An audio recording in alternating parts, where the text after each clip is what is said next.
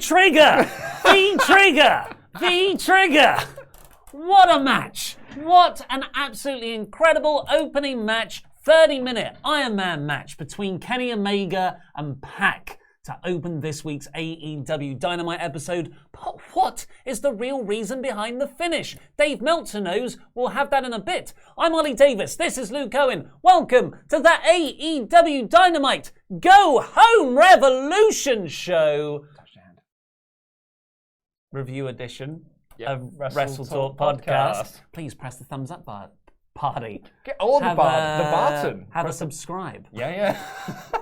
Leave a comment down below with your thoughts on this fantastic Go Home episode and get in your super chats because we'll be getting to those throughout the show. But before we go on and get into the actual match itself, which was amazing, it was an amazing episode of Dynamite in a more larger scope. The finish was... There was one pin apiece going into the final... Wow, a DQ yes, and a pin. Good point. So a one fall apiece. One fall apiece in the 30-man Iron Man match. And the Iron Maiden. And it gets down to the final 3 minutes. PAC has the brutalizer locked in. It's locked in for ages. And Omega looks like he's going to tap. He reverses it. He puts him on the pin, but it's straight back into the brutalizer. Gets the ropes. Brings him back straight into the brutalizer. Omega holds on. It's declared a draw. The crowd are like, that was good, but you know, it's a draw. Didn't really want to draw, wanted to finish here. PAC decks the referee. It was Paul Turner, I believe. And then Justin Roberts, in a great bit of acting. Yeah. He really got down the, I'm getting some breaking news from the back face. Someone is saying something in my ear right now. It's going to go to sudden death. And the crowd got very, very excited. Erupted. Aubrey Edwards, a second referee, runs down to call the final few minutes. And Kenny Omega manages to get the win with a one-winged angel. Yeah. And wasn't it something else as well? He hit a Kamigoye, which is Ibushi's finisher. Yeah. And then the one-winged angel. Now, great finish. Great match. Awesome. A lot of people are calling it the best match in AEW Dynamite history, so on TV. Yeah. There's an argument... overall, including pay-per-view. I posted up on Twitter. I don't often talk about wrestling on Twitter. I'm usually plugging my own little podcast. But What's that called? It's called Under Consultations, the Games Master Retrospective podcast. You can find it on Apple Podcast and on Spotify. Reviewing anyway. But I put up on there. Imagine thinking Kenny Omega isn't one of the best wrestlers in the world. Just like imagine being that person that doesn't think. And a lot of people, have said his matches have not been as good as his New Japan work, which I do agree with, but he's still one of the best wrestlers in the world, and he is having these incredible matches in AEW, and he's rarely put a foot wrong. His story in 2019 didn't work, but they've really righted that wrong in 2020. And this match right here is just an incredible example of why he is one of the best wrestlers in the world. Take away nothing from PAC. PAC was also incredible in this match. But this match was just, it was amazing. For me, if I had to choose, I still think Nick Jackson versus Rey Fenix is my favorite. Yeah, because it's Phoenix. But why did it end in that way? Why didn't it end in a draw? Dave Meltzer knows why. The reason this happened the way it did was because of the PAC versus Will Ospreay match in London. Yes. This was a match from last year. Yeah, High Stakes 2019. It was in February last year. It was just like PAC had come back from did the Dragon Gate stuff, and then this was like one of his first. I think it was his second Rev Pro match because he had one with Zack Sabre Jr. as well. So this is in York Hall. This was Rev Pro's home turf. But PAC was still in that whole open the Dream Gate championship thing where it's like he didn't want to be losing anything while he was champion. They also didn't want to beat Will, so they went to a 30-minute time limit draw. And the crowd cottoned onto it quite quick when they kept announcing 20 minutes of the match left, 10 minutes of the match left, it's 5 minutes of the match left. And you could feel the crowd murmurs going, oh no, we're not getting We want to finish. And it went to a time limit draw, and the crowd crapped all over it. Which is, I think, unfair. I think that's I believe PAC and Ospreay going to a time limit draw. We've seen a few time limit draws on Dynamite anyway. Yeah. I've got no qualms with that. You don't want to beat Omega, you don't want to beat PAC. But this was a Tony Khan call. Off the back of that not very widely seen match. No. Khan was at that show. He was at that show, yeah. So they teased that finish to make everyone know him so they'd be pissed, and then to have this massive sort of cathartic upswing of support when they announced that it's sudden death. Yes, we will see a finish. Yeah, and you know, I had the sort of same reaction when it came to the draw, because I thought we might go to a draw, and I was like, oh, man. But, you know, at the same time, I don't really mind, because I want to see more of this match. And so I kind of wish they had done the draw, even though, you know, the crowd wouldn't have been as receptive to it. But I do think that they did something that was quite good in saving PAC somewhat, because PAC would have won the match had it not been for the Young Bucks. Yeah, because the Young Bucks threw Omega back in while he was being counted out behind the referee's back. So PAC would have won this match had it not been for the Young Bucks interference, which actually ties then into their tag match they've got at Revolution. So a lot of spinning plates in there. So I thought they did protect PAC as much as they could do in this loss. I will also add that, sure, it went 30 minutes, right? Mm-hmm.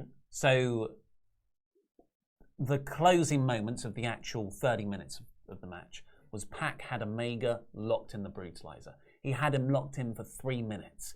He was so close to tapping. Omega was like that, stopping himself because he could see the timer, the clock running out. If there wasn't that break in time, and it just did go to overtime, PAC would have won. Yeah. PAC had the match won on several occasions, yeah. So that's, I think, I know the Bucks helped Omega in, but of course PAC cheated as well. There was underhand tactics, we'll get into it.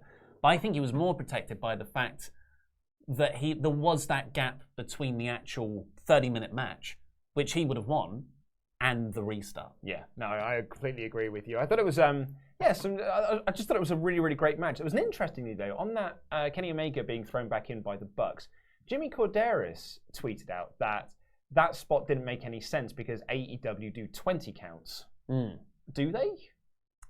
AEW don't do 20 counts. Well, that's what I thought, because he said that doesn't make sense because AEW do 20 counts there, and they did a 10 count spot there. But I always thought they were doing 10 count spots. I know New Japan do 20 counts. Yeah. But I wasn't sure then if I'd misremembered something, because I got so emotionally wrapped up in that moment. So, I mean, you know, throwing this out into the chat, has AEW had a history of doing 20 counts?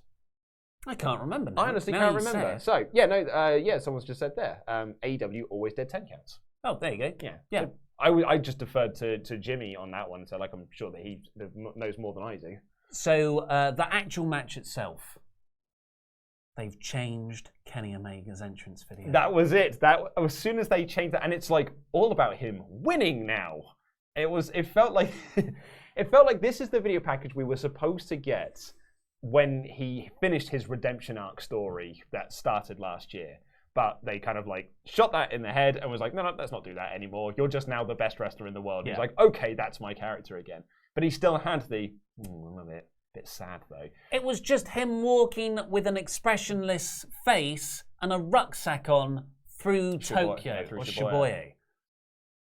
That doesn't get me excited for a match. I know, dude, I know. But I've been saying it forever, and this works so much better. And now it's all about him winning and holding titles and being the best. And it does make you go like, oh yeah, he is really good. I'm way more into this match now. Yeah. You can see how excited I was when I saw it in my notes. It's all in capitals. Yeah. But anyway, we won't go through a full play-by-play. You just really recommend going to watch this match. I mean, it's one of the best matches of the year. So definitely check it out. So good. But they've got 30 minutes to fill. You think they're going to spread it out? No. A few lock-up bits in the first minute, and then it sort of breaks down, and then they just go nuts. It was so good. Terminator dives outside. Amazing. Just one-winged angel and brutalizer reversals. The brainbuster off the top rope. Oh. Like that. And it felt like PAC, in characters on the kayfabe world, changed his mind during the doing of that move. Like he was going to suplex him because that used to be his thing, doing the top rope suplex, but changed it in midair into the brainbuster to kind of alter Kenny's falling. But that was really, really good stuff. And like the boot by Kenny Omega when he just kicked PAC and PAC goes, whoa! Flies into the corner. That's amazing. And they had some great near falls, just like the Tiger Driver 98, the reversal of the one-winged angel that Kenny then reversed into the German So PAC reversed the one-winged angel, and then Kenny reversed that reversal into that German suplex, like this tight, folding up German suplex. Amazing. That was stuff. a pin, wasn't it? Yeah. And then we're 15 minutes in now. PAC's kind of had enough. He's had a few near falls. He's round the outside. He grabs a chair in full front view of the referee, clobbers Omega over the head with it, and then a second time, Bucks run in, and they're like, whoa, whoa, whoa, what's going on here? They're checking on Omega, and the referee calls for the DQ. Yeah. Because that's not allowed. There's a 30-second break, which I love in Iron Man matches. Like the Iron Man stipulation gets a lot of stick from people. They're like, oh yeah, but it doesn't really matter until the final few minutes. I love Iron Man. I've come to realize I don't agree with that. Yeah. Same with the 2 out of 3 falls stuff. Oh, but only the last fall counts. But I really enjoy the story of how to get there. Yeah, you got the drama to get to that final fall. And I love the strategy. I love the strategy of I'm just going to DQ myself here to get a fall immediately after, which is PAC gets up, Black Arrow, he gets a fall. So we're one apiece going into the ad break. Interestingly, first DQ in AEW Dynamite. I mean, they should have had one on the first episode, and I think they've also should have had like 2 or 3 in other moments as well. But this is actually the first DQ, actual recorded DQ. So the company has made a conscious decision to not do DQ finishes because that kind of implies a cheating of the fans. And this is okay because they did it within the confines of a larger match where it's not the finish. And even the finish, the draw finish, they didn't cheat fans out of that as well. It's almost like they've got the fans in mind. I know, man. The other spot we didn't talk about in that first fall was when Kenny looked like he was about to try and do a one-winged angel off the middle rope. Yes. That PAC then reversed into this amazing powerbomb. And then the V-trigger near fall as well. But during the ad break, it was just PAC beating up Omega because now he's got the complete advantage because he's been he battered this dude with a chair. Yeah. That Michinoku driver off the apron was rough for both of them. I'm sure they're both fine, but I wouldn't want to take it. They muted the crowd there because there was lots of holy S-word chants. Yeah. The ref got bumped, so PAC grabbed a table and hit the shooting star press off the top rope to the floor. And this table had such a lovely Kit-Kat break that it sort of folded up and hit PAC in the head. It was brutal. Yeah. It was an incredible spot. Yeah. That's a shooting star press from the top rope to the outside through a table. That's me playing a video game. Yeah. Or a video game for adults. A video game. A video game. I will be playing with my AEW action figures though. Yeah. You ordered all of them. I haven't.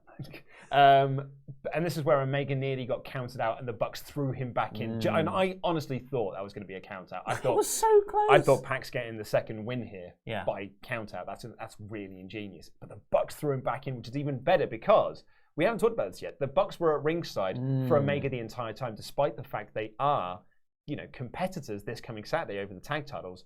But Hangman Page was not at ringside. And it was just sort of more in this, what is the greatest story in wrestling currently, that is fueled even further during their sit-down interview, which we'll talk about later. Which, for my money, is the best thing on the show. Yeah. What? Yeah. With this match on, it's still the sit-down interview. Yeah. Incredible stuff. But then it's the final sequence that we spoke about. Locked in the brutalizer for ages, goes to sudden death, and then Omega gets the win.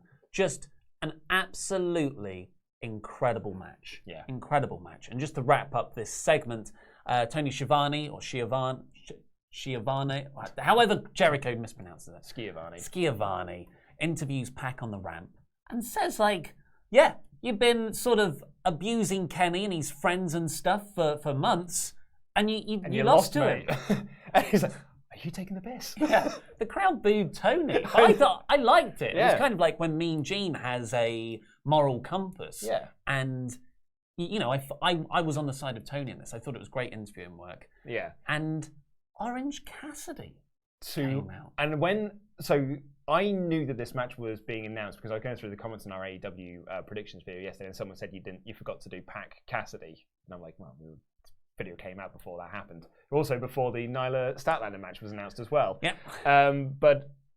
So I knew this was coming.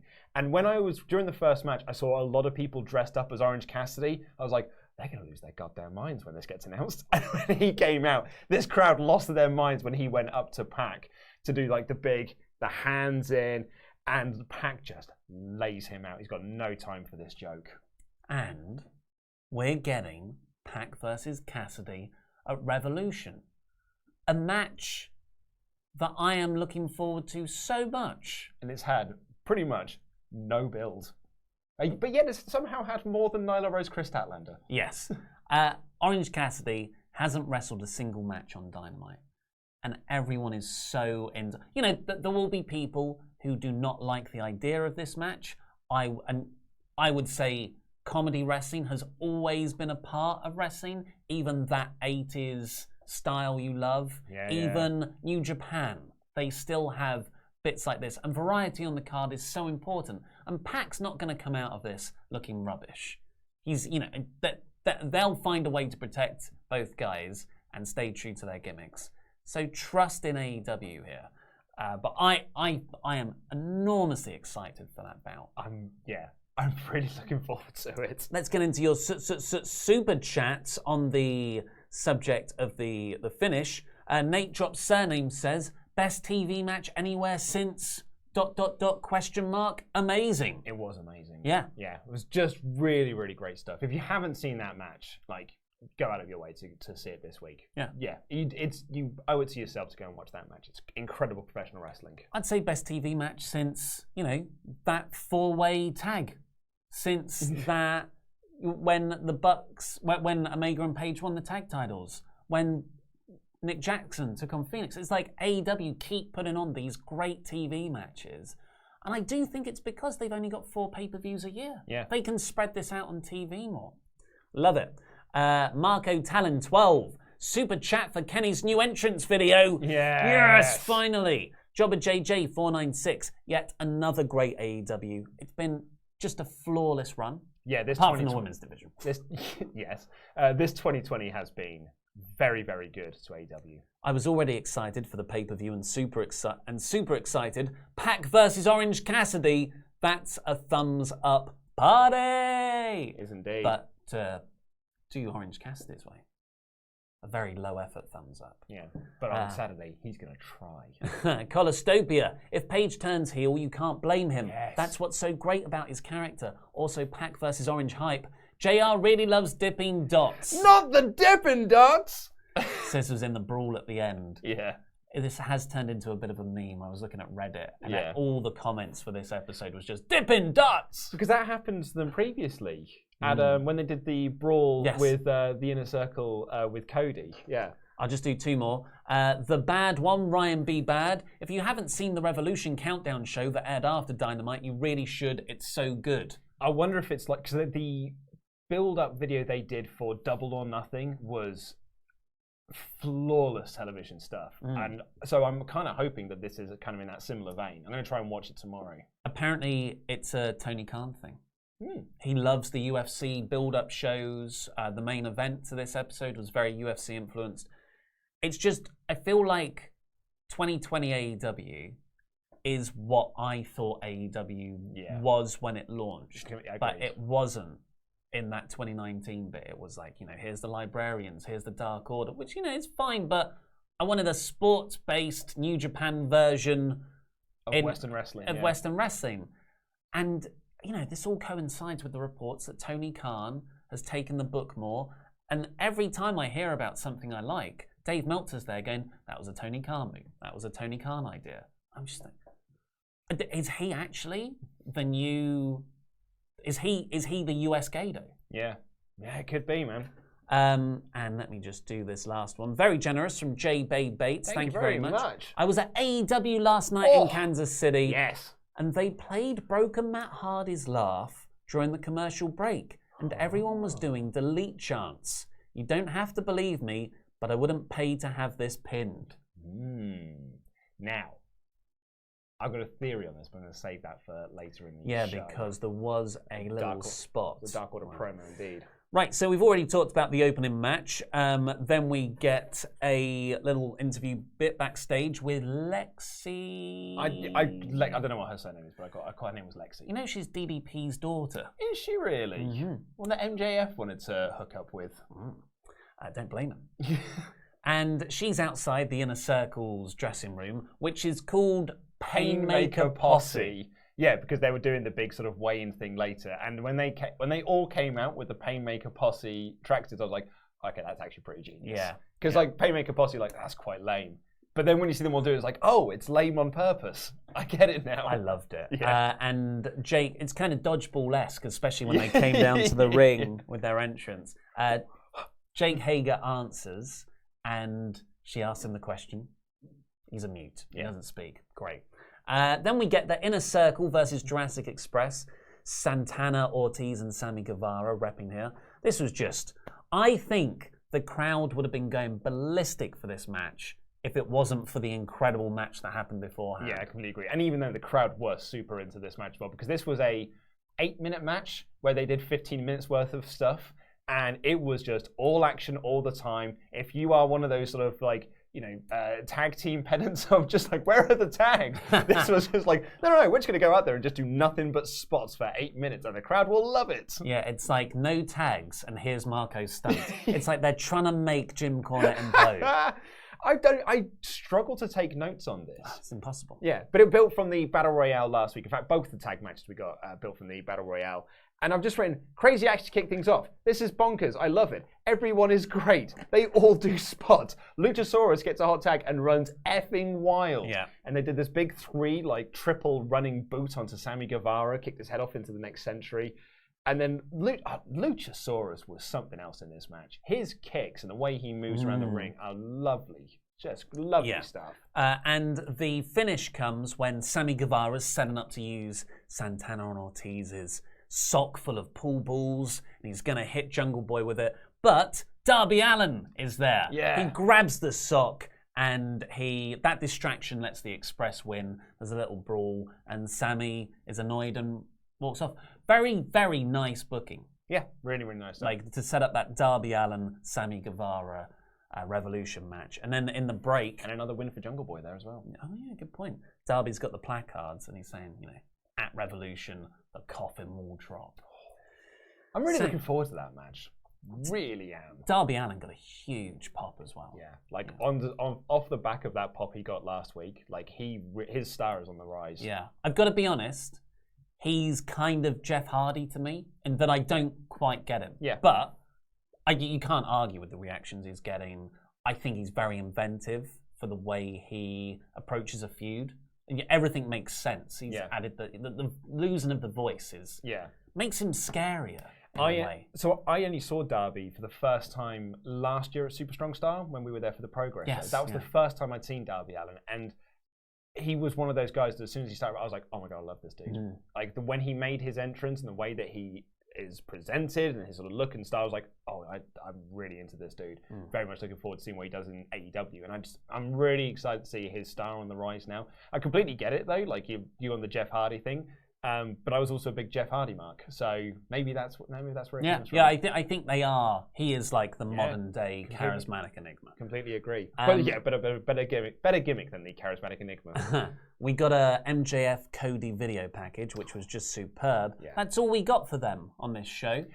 My only two criticisms I had against this show, and these are big criticisms, I would say, was no Cody and MJF, which I really think you could have done something off the back of that cage match last week, and no build for Rose Statlander, like that, and that's a really big one. Yeah, like that's such an oversight, and actually I think it's an unforgivable oversight as well. But this video package was good, and it was really good, but I would have liked to have seen an in-ring confrontation between the two. But I mean, they have spunked their load. They've just put on so many great segments. It didn't need anything more, and I guess maybe you want that last thing to be the peak of the story, as opposed to doing an inferior follow-up this week. Not that it would be bad, but just how the hell do you top the cage match? Then we got Best Friends versus Butcher and Blade. After being initially cool on Butcher, Blade and the Bunny, which is, sort of AEW's fault for the way they debuted. It really was. I really look forward to their matches. Yeah. Just because I want to see the Butcher do that walk around the ring. He's awesome. His look is something else. He's got a great look about him. And actually, you know, Blade has as well. Yeah. And the bunny out there with them is also really... I just think they're a very cool unit. My problem with them, the only thing I'd fix, is that Bunny, Ali, at the moment, feels like a valet. Yeah. Like, she should... Why isn't she having matches in the women's division? Because then they're a threat. Like, the whole unit is a threat. But at the moment, Bunny is just this... you know, sexualized woman who comes down to the ring with them and does an interference spot behind the referee's back. When she is a very good wrestler. Yeah, it's not the best use of Ali. But yeah, this was a really fun match. Not as exciting as the 6-man, but it had an excellent spot where everyone's out of the ring. Orange Cassidy gets in, Bunny gets in, and Bunny takes Cassidy's sunglasses. She stops him doing the hands. Yeah. Cassidy as well, selling the jaw the whole way down, sort of like trying to put his jaw back into position. Yeah, he goes to do the hands. Bunny stops him and takes off his glasses and puts it on. The commentator was like, "You never steal a man's shades." Yeah. But then, because I was like, "Oh, where do you go from here?" And Cassidy just gets Bunny's ears and puts it on his head. It was so good. It's such a stupid, goofy spot. But I laughed so hard at home. Yeah. I popped massively for because they're treating it seriously. Yeah. And it just makes you believe in it so much more. And then Orange's timing is so good because then he ducks an attack he doesn't know is coming and then he dodges something else. It's a whole mishmash and it ends with the best friends pinning the Blade. Yeah, with Strong Zero. Yeah. So Cassidy wiped out Butcher on the outside with a dive. And Bunny's reaction to their loss was... really good. So actually, this feels like this is a feud that isn't over yet. Yeah, a lot of babyface wins on this show. But I guess because the ending was quite heel heavy. And we're getting a lot of heel wins. Yeah, probably. On Saturday. And that's when Tony announces he's in the ring. I love how they use Schiavone. Yeah, because he got off commentary. Like after that first match and Taz took over. So because Tony took on this sort of like interview role, like on the stage and then in the ring and then later on for the weigh-in. I don't think that's the worst idea. I don't think so either. I love Taz on commentary. Yeah, Taz was great. Tony's great on commentary, but what really does he bring apart from, wow, wrestling's changed so much. I love this new style of wrestling. 90s nostalgia. However, when he's used in that interviewer format, it's really, really effective. Yeah. He's like sort of he's not the backstage interviewer. He's the onstage interviewer. Sorry, Alex Marvez. He seemed like a nice guy. Oh, yeah. I'm sure he is a nice guy as well, but yeah, it just didn't work out. You're not Jim Ross, you're not Tony Schiavone, you're not Taz. Yeah. Few people are. Then Chuck Taylor cuts this promo saying the joke's on PAC because we know this time Cassidy's going to try. And the crowd start chanting, "Please don't try. Please don't try." And Trent grabs the mic and says, "We didn't actually tell us that." It's a shame Chuck isn't allowed the mic more often because he's very, very funny. Yeah. He also swears a lot and makes a lot of bad taste jokes. So maybe that's why he's not given the mic. But I find him hilarious. Unfortunately, the next segment wasn't so good. There was a Cultaholic sign in the crowd. Yeah. So. Yeah. Well, you know, sometimes marks can infiltrate wrestling shows. It was the try as we might. It was the 4-way for nothing. It was to face the winner of a match this Saturday that was never really announced on TV, which is Nyla Rose versus Chris Statlander for the women's title. No actual build on TV, really, since the match was announced on social media. Real shame. So here we've got Yuka Sakazaki, who I love. Big Swole, Shanna, and Shida. Yeah. I love all 4 of these. I'll be honest, when the graphic came up at the start of the show, I thought it was a tag match. Yes. And I wrote down in my notes this was a tag match, and then all 4 of them squared off, and I was like, oh no, it's a fatal 4-way. It's because this is so lazy. It's a shame because everything else feels like it's had months of thought put into it. You know, all these tag matches are spinning out of a battle royal from last week, and there's the rankings, and everything intersects. And you get to the women's division, and it's like they've just sent people out there. Yeah. And they're getting time. they're getting the chances to put on really good wrestling. And 4 years ago, that would have been revolutionary. It really would have because that wasn't happening apart from TNA. On WWE at least. But now it's like they feel like such an afterthought. You got your one match a week. And I get the sense that they feel like they have to put this on. Yeah, I was going to say something similar along those lines, actually. This does feel like this is, well, we've got to do this, which is what, like, the Divas division used to be. It was just like, well, we need to give the crowd their piss break, so we have to feature a match. Otherwise, you know, why are we paying them? And so to try and defend this in a way, this is the 4th week now of this sort of soft reset where you had Brandy drop the Nightmare Collective, which was really this anchor that was weighing the division down. And then the week following, you had Nyla win the title because the Riho experiment hadn't really got over because she missed a whole month of TV and she wasn't getting any storylines or anything. Not her fault. Absolutely not her fault. And then last week was the Nyla promo, which was really, really good. And Statlander and Big Swole kind of like squaring off. Sort of felt like, okay, so we're doing the, you know, this almost feels like we're doing some storylines now. They're not really storylines, but it's something. And then we got to this, and this felt like this was from 4 months ago when we didn't really know where this division was going. And it is just 4 women going out there, having a good match, but it doesn't really feel like anything is gaining stuff. The commentators are doing the best they can to say, like, this is, you know, establishing this pecking order of who is the next challenger. But it didn't really feel like that way coming out the back of it. Plus, you've got the title match this Saturday. And unfortunately, as great as these 4 were, and I really, really enjoyed Sakazaki. She's phenomenal. Yeah. It was by far the weakest match on the episode. Yeah. I just, I'm going to give them the benefit of the doubt and say they had a lot of ideas for the men's division, but they had to kind of switch everything up in the last month or so because of the Nightmare Collective plans falling through. And they've done some course correction stuff, but maybe they're like, oh, okay, right, we've got ideas, but we need to properly sit down and think it out.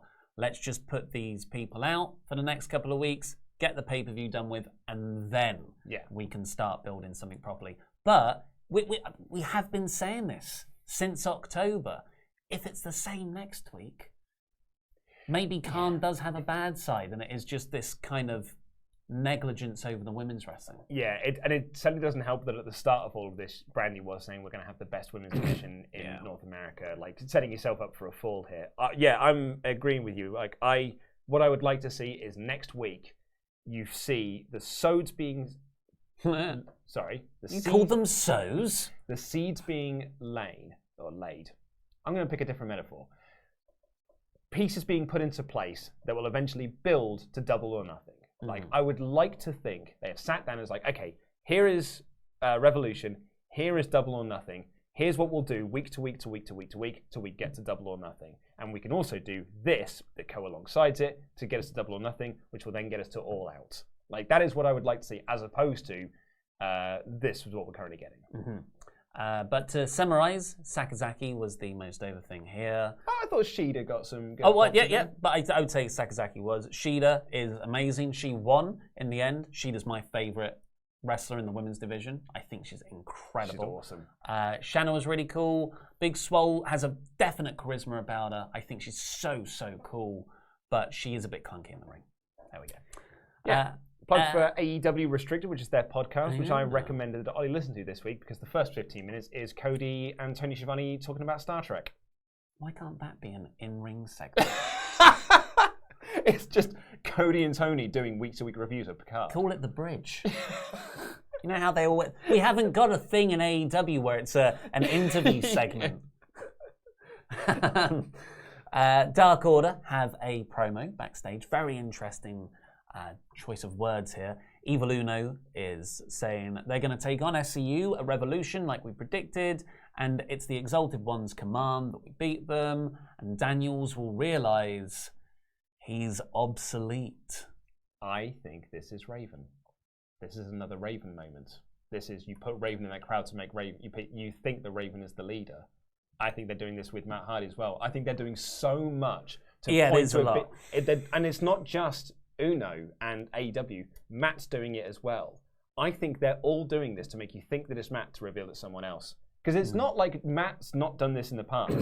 Like when he was fired from WWE after the Edge thing, he went on a tear saying, I'm going to be at TNA this Sunday. I'm going to, basically, in so many words saying, I will be at the TNA pay-per-view this Sunday. Then he re-signed with WWE. And because I think he is good at swerving people. And I think that they're doing the exact same thing here. I think they're doing all of this to swerve us, so we think it's Matt to reveal it's someone else. Yeah, I've been so sure Hardy's going to AEW. But Mike Johnson, did you read this quote? But he was off to go to NXT. Well, he said he was offered the NXT role, and WWE are doing a lot to try and convince Matt to stay. But I was like, so what? Matt's going to go. He wants to go with the Bucks. This has been so obvious for ages, like 2 years. But then Mike Johnson says, my gut feeling is that Matt will stay in WWE. And the last time I remember him saying that, specifically a gut feeling, is Edge returning at the Royal Rumble. Yeah. So when Mike Johnson's gut is reporting something, that's a higher track record than WrestleVotes. Yeah, I think this is all a ruse. I think this is to make you think it is something that it's not. That's just my prediction on this. After that, we got the best segment on the episode, which is quite... Oh my God, this was so good. It's a sit-down interview from earlier in the day, sort of filmed next to the ring, empty arena, JR in the middle, Paige and Omega on one side, the Bucks on the other. A sit-down between friends, between faction members, all still members of the Elite, remember, about their upcoming tag title contest against each other this Saturday. Yeah, and JR, calls them the best tag team in the world. He said, the Bucks for my money, no disrespect to you guys, but, the Bucks are the best tag team in the world. And Matt was saying, we thought we would be the top of the mountain. We thought we'd be the tag team champions at this point. And you've just got Paige, just dismissing all these comments. Not verbally dismissing, but just giving these guys, when JR says they're the best tag team in the world, and he's like, what? I can't believe I'm the tag champ. And everywhere I go, people keep telling me that they're better than me. And then you've got the Bucks. Also, they're not trying to be dicks, but they think they're better. Man, the Bucks are always heels. They're just heels we all really like. Yeah. There's a line here where, and you've got, we didn't talk about this in the opening match. What the hell is Kenny doing accepting a 30-minute Iron Man match against PAC 4 days before the tag title defense? Right. Maybe that's why Paige wasn't out there. Maybe Paige is like, mate, priorities. Yeah. Do that later. And here he is. He has to sit there in front of these two guys who have sort of keep on saying, no, we love you. Stay with the Elite. We're brothers. We're brothers. And then, Paige is sort of, Omega says that this was all a beautiful accident. That Omega and Paige weren't meant to be tag champions. They weren't even meant to be a team. It just happened. It just happened organically. And Paige is like, so we're an accident. Yeah. And Omega's like, no, it's not what I'm saying. Anyway, it sort of deteriorates from there. The Bucks are saying, look, it's the business. We want to win the titles, and we'll be friends at the end of it. And Omega, they had a line where where I think it was Matt that said, "We're the best tag team in the world. You aren't. We are." Oh, and it was just that's just more fire for Paige to get fired up. And there were so many good lines in this, but the one that really stood out to me is this beautiful example of show don't tell, which is Omega just caught between these two sides of the Bucks saying, we're going to win your titles. We're your best friends, but we're going to beat you for the titles. And Omega's just there going, it's all part of it. It's all part of it. It's all part of the business. But what he's really saying is, oh, crap. This sucks. And it's amazing. And Matt's like, well, shake hands afterwards. Everything will be okay because nothing's bigger than friendship. And Paige goes, you say, Paige sort of answered back. Nothing crazily out of the ordinary, though. Did we mention that he's drinking throughout the entire episode? And Matt says, the Bucks suddenly snap. Matt's like, we made you a star on being the Elite. Well, yes, because he said, I've tried to walk away from the Elite. You keep saying, we're the Elite. But I tried to walk away from that group, and you wouldn't let me. And that's when Matt and Nick snap. And they'd say, you were a nobody. Like, we brought you onto being the elite. We literally made you a star. You were a jobber in Ring of Honor until we got involved. And it is just like a, ooh. And Paige had this, it might be my favorite line from him. He said, "This is the biggest accomplishment in my career, and you're trying to take it away from me." Brilliant. And he said, "You know what? I haven't got a drink anymore, so I'm going." And he just storms off. Because Omega's sitting there. You know, Omega's his tag partner, who should also be on Paige's side. And all he can say is, it's what the business is. And Paige is like, "Well, my glass is empty, so I'm leaving." And they're like, "Oh, so you're walking out on an interview now, are you?" Yeah. It was a super awkward ending to this segment in the best kind of way. Incredible. And just like when they brought up ROH, AEW aren't WWE. They don't ban mentioning other companies. But that relationship is quite interesting, Ring of Honor and AEW. And to verbally say it, popped the shoot person in me, at least.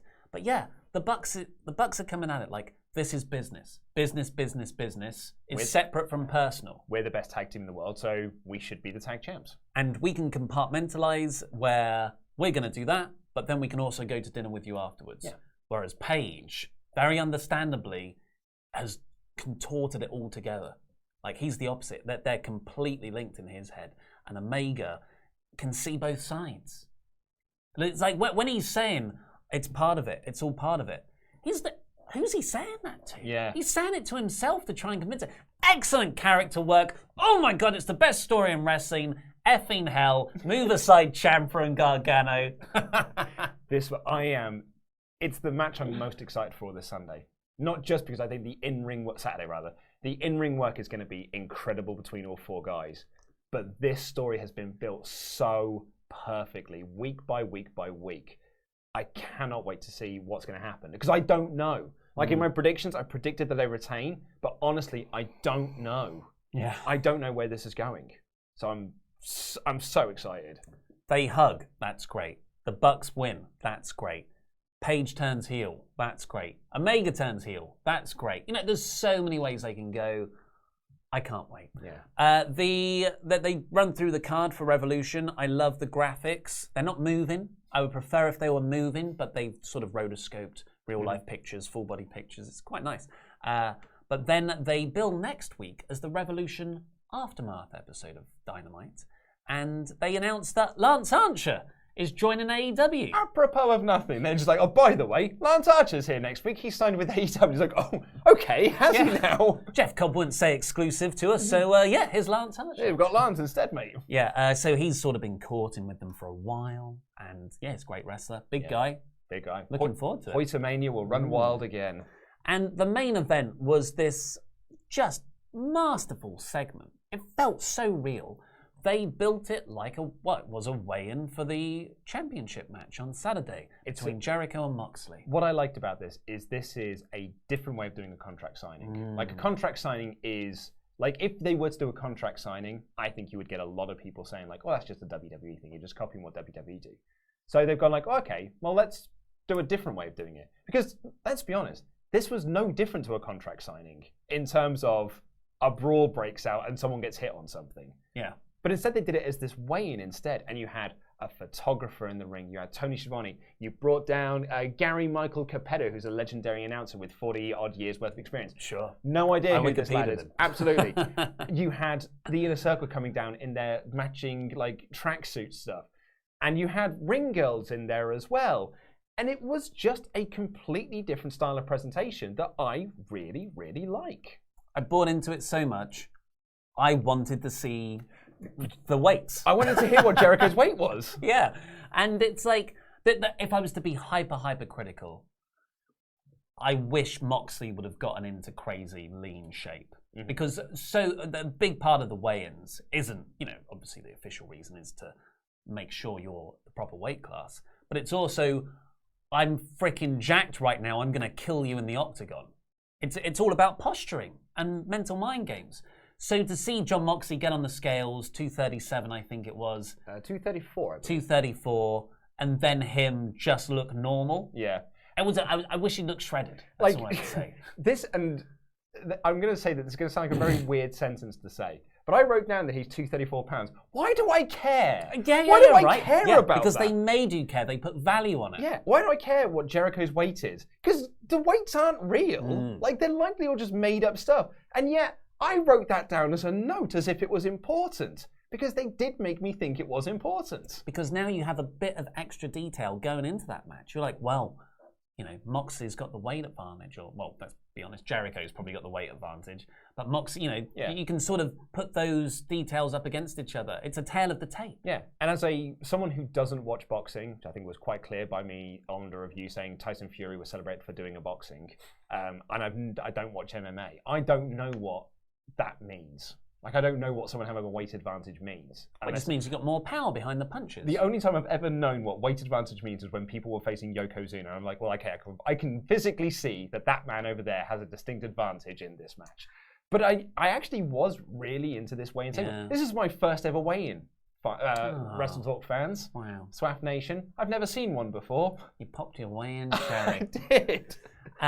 So Jericho does some local sports team, or just local geographical location heat. He said this place is a piece of ass. My favourite line of his, though, is when he tells the crowd to shut their ass. So this is the second time he said shut your ass. Yeah, it's a great heel line because it makes no sense. But it kind of implies your mouth is an ass. But yeah, it still makes no sense. I think this will be his catchphrase for the next couple of months. Jericho's not getting on the weigh-in thing. He keeps stalling. Excalibur has this fantastic line where he's like, Jericho knows as soon as he gets on those scales, he's sealed his fate. Yeah. That's why he's stalling. Jericho mouths off to Mox. So Mox just decks him in the head, presumably busting him open hard way. Jericho had to get 7 stitches. Yeah, he looked slightly out of it as well. I thought he was selling right, but yeah, that's what I wasn't sure on this, because like he, hit him hard enough to bust him open, and then Jericho selling it, and a lot of people are around him, and sort of like, let's all fight away from Jericho for a bit.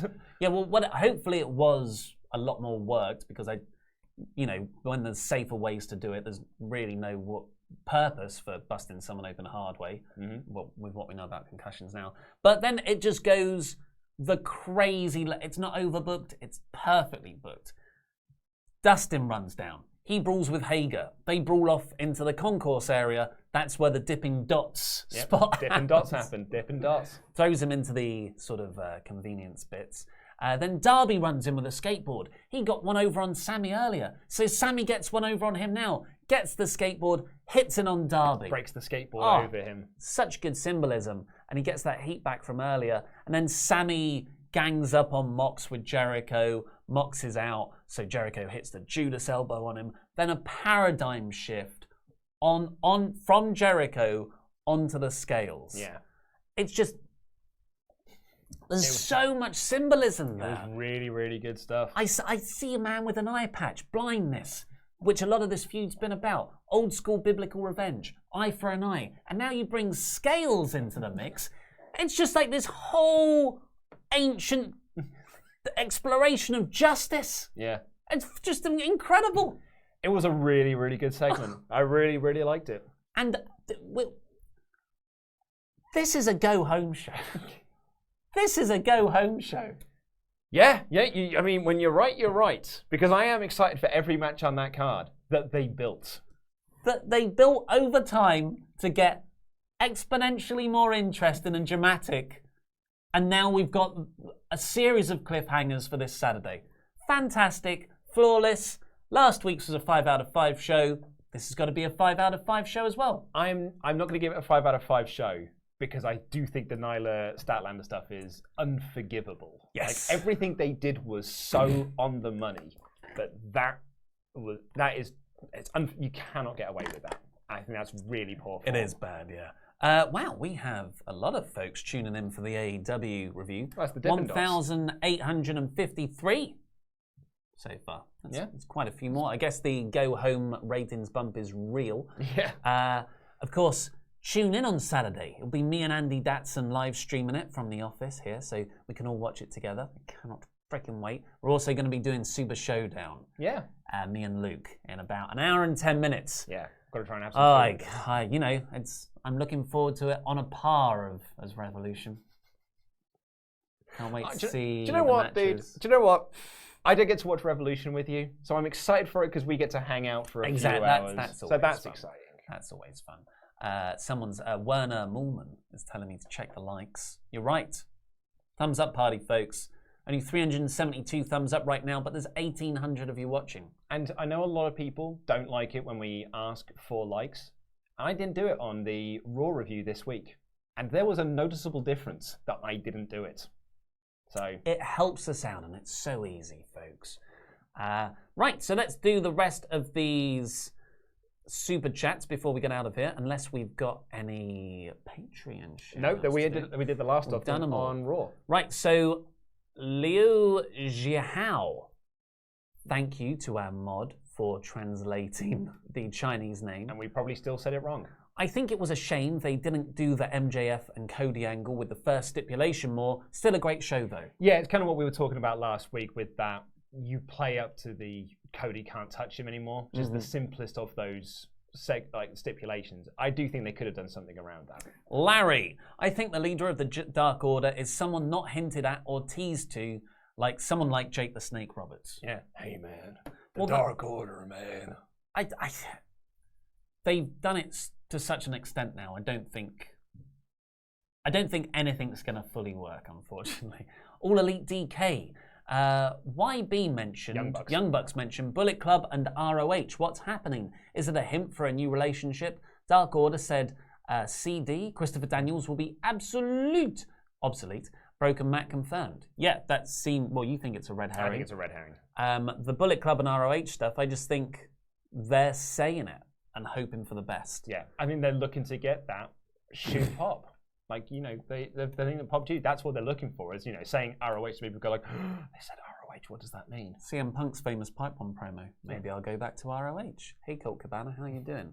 All Elite DK. Darby's gonna kill you chants were awesome. 3 crying with laughter emojis. Yeah, man, there's so many matches I'm looking forward to on that card. We are going to do a podcast review of it. Ollie and I will be reviewing it on Monday. Yeah. So while I won't be able to watch it live with you, we'll be able to review it with you all. Pavi let Andy out of his cage. Omega intro finally doesn't make him look like a loser. Bucks helping Omega. Cassidy does a suicide dive to Blade or Butcher. What are the rules? First DQ. Well, no, I mean, but it was behind the referee's back. The referee didn't see it. Yeah. And the first DQ, that all makes sense. But the rules are very, consistent, I would argue. DJ Mayer. Now they are anyway. They weren't in those early days. My fiance has never had an interest in wrestling. She was in the room when I started Dynamite. She ended up loving the whole show. AEW is so amazing. That's very cool, man. That is so cool to hear. Because, well, you from a personal perspective, you can enjoy this fantastic experience together. But also, what a good litmus test for AEW as a whole. AEW are helping people just break through. And a woman, no less. Trenton Brown. Darby's a skater, dresses in all black and paints half his face. Adult me thinks he's cool. But 13-year-old me would think he's the greatest thing ever. Abso-friggin' Yeah. Abso-bloody-lutely. Totally right.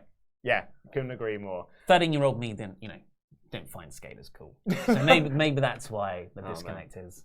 10-year-old me was going to see Rage Against the Machine. So maybe that's why I like him. All Elite DK again. Man Revolution is stacked. Cody versus MJF, Young Bucks versus Paige and Omega, Jericho versus Mox, PAC versus Orange Cassidy, Dustin Rhodes versus Jake Hager, Darby Allin versus Sammy. Revolution will be #too sweet. I mean, you've missed out. One match, Nyla Rose versus Chris Statlander, but it had all that build. Noah Fortner. I'm beyond sad that I have to work this Saturday night because I've never been more excited for a wrestling pay-per-view and every match on its card. I'm doing something very cool this weekend that I cannot wait for, and I'm gutted that I'm doing it because what I would much rather be doing is watching Revolution. Noah Fortner. I don't know what it is about Darby, but damn! Hard and Motorcom. Lego 1604. Since the Dark Order is all about the many are one, wouldn't it be interesting if the Exalted One is actually several people?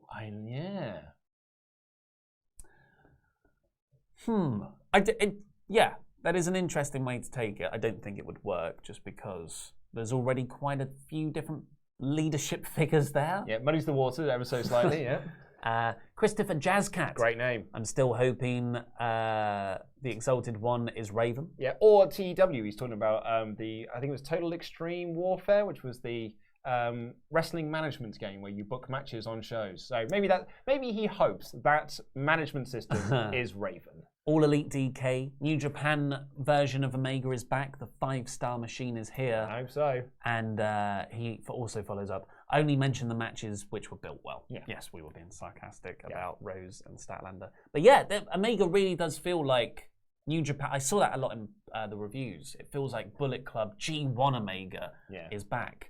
And I'm not G1 as in the New Japan G1, we're talking about Transformers Generation 1. Yeah. Kenny Omega is back. He's going to come out in like that purple design. Right, let's do some WrestleTalk related one. Amro said, what is the origin of who really is Byron Saxton? I was burst out in laughter. I just say there's a joke format, speech writing format as well, the rule of threes. I had 2 questions to sort of pose in a script 3 years ago, and I thought I'd just put in a stupid one at the end. Who really is Byron Saxton? And then it sort of got over, yeah. Dances with AK-47s. I cringe every time Ollie says he doesn't get Jeff Hardy. How? A good-looking, artistic high flyer, nobody like him. How do you not get him? I know it's shocking, Dances with AK-47s, but not everybody likes the same stuff. The most popular, wild, overly consented thing in the world, there'll still be a few people like, I don't get it. Yeah. But I'm not going against it. I'm not saying it's a bad thing. I'm just saying for me personally, it doesn't connect with me in the way he obviously does with so many other people. There are weird people out there who don't like Star Trek The Next Generation. They just exist. Yeah. Yeah. My lady partner. Joe Ray said, skip Ollie, short shorts for the win. Yep. It's the AJ Lee punishment video. When are you doing that? I mean, well, I know we're busy at the moment. I know we're busy, but I wasn't saying like, dude, why haven't you done it? Because I know we haven't had time. My question was more like, are we doing it next week? I don't know when, because Elimination Chamber's next week too. Is it? Mm-hmm. Oh, crikey. 8th, you're doing it. I know I'm doing it. I didn't know it's next week. Omni/1. My big hairy balls. Keep up the great work, guys. I'm glad that it's difficult to make people enjoy advertisements. Yeah. But my big hairy balls got over. Thank you very much, Preston Prince III, for your very generous donation with no comment, and All Elite DK with the last one. Spoiler alert: I'm the Exalted One. 3 crying with laughter emojis. Oh, there had to be someone. Wow. Well, thank you ever so much, everyone who's tuned in for today's show and for all your generous super chats. Stick around because we're going to be live streaming Super Showdown in just over an hour when the main card starts. Let's see how much AEW crossover there is for the most morally complicated of WWE main roster shows. And it's a very, very interesting show because not only are there 25 matches, and it's going to run for a long time, Saudi Arabia have stopped people from coming into the country, which means they might have also stopped people getting out of the country, which means that they might be stranded there for 2 whole weeks. It's almost like this whole thing was a bad idea. Ooh. Please click the videos that have just appeared on the desk to catch up with the latest awesome WrestleTalk things. In the meantime, go over and watch the WrestleTalk news episode on what Luke just spoke about, and hit here to become a pledge hammer on Patreon, where you get loads of exclusive things. I've been Ollie Davis, this has been Luke Owen, and that was Wrestling.